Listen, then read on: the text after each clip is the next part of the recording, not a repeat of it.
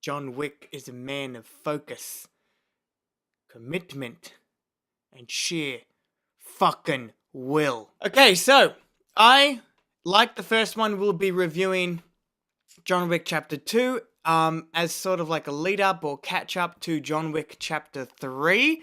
I'm excited to bring you guys this review, my review for this movie, because when it first came out and when I first saw it, I had seen the first film before it, but when I saw this one, I loved it. I did love it more than the first one. Now my opinion on it has slightly changed, but overall it's the same. But we'll get into that a little later. So to start off the review, I just want to address two things that everyone has talked about by this point. Two things, okay? First thing is that I do like how this movie explores the criminal underworld that they established in the first one more than that first one. I like that they take it to a global scale when John goes to Rome. I like the fact that it's more than just New York. And I don't know, it's just interesting seeing the inner workings of it all and the intricacies of it. It's fascinating, and I've thought about it from time to time. It's like they could just make a movie about that. Like, it doesn't just have to be about John Wick. They could make like a TV show about this criminal underworld. Maybe they will one day, and I would definitely watch it. Anyway, so that's the first thing. The second thing is a little bit more detailed, because as I said, when I first watched this, I did like this more than the first one. And my opinion has changed in that I don't like it more than the first one anymore. I pretty much like it on an equal level as the first one. I like both movies for different reasons. But the one thing that this movie is lacking is more of an emotional reason or an emotional, I don't know, gut punch than the first one did. Because in the first one, his wife had just died and her last gift to him was killed by a bunch of dickheads. So you really understood why he was going on this fucking revenge path. So you understood it, okay? You can relate to that, right? And this movie doesn't have that.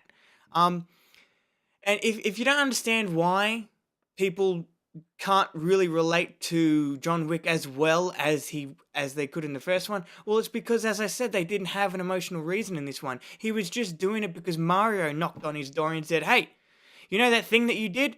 Yeah, well, I need you to fulfill that thing that you did for me right now." And at first he doesn't want to do it, but he kind of has to do it, right? Because it's like a blood thing. So like we definitely root for John Wick in this movie, because of we know him by this point because of that brilliant first film. But initially you can't really invest yourself into the story, because there's nothing really there, right? You know what I mean?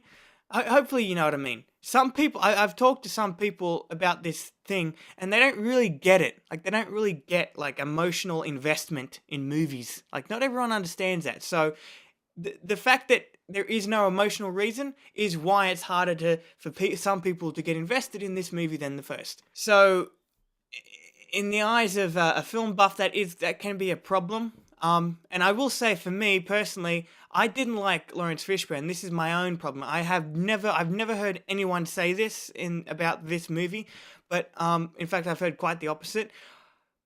I personally did not like Lawrence Fishburne in this movie. Not because I don't like the actor. I've seen him in plenty of other things that I have liked him in. It's just his role in this was a bit over the top. So maybe he'll tone it down a bit for the third one, because I know he's in it. But I don't know. I just didn't like him that much in this film. I don't know. It's weird. But I know I just talked about a lot of negatives with this movie. But I do want to get one thing across, okay? This movie, as I said in the beginning of this review, this movie I like as on the same level as the first one, but for the reason that it's maybe not as emotionally investing, but it is way more of a better action film. What the first one had going for it is that you could really understand John Wick. You could get invested into what he was doing and to him as a character. In this one, the action is on fucking steroids. And by the time the third one comes around, I don't know. I've seen the trailers and man, I don't know what's going on. Like they're on super soldier serum for that one, but for this one, it's fucking amazing. And it's all in camera. Not all of it though. I mean, there are a couple shots where I realize like where a bike gets flipped, right? And I realize like they probably stitched that together with CGI, but most of it, I would bet 98% of it is in camera action and stunt work, and it is phenomenal. It is phenomenal. It is some of the best. I don't care what anyone says. It is. The action and the stunt work in this movie is some of the best in all of cinema history. It far outweighs the problems that this movie has, and it far outweighs the action that was in the first movie, as good as that first movie was, right? The action in this movie makes it what it is, and also the performances, excluding that Lawrence Fishburne performance that I said I didn't like. Keanu Reeves still bringing his A game in this movie like he did in the first one.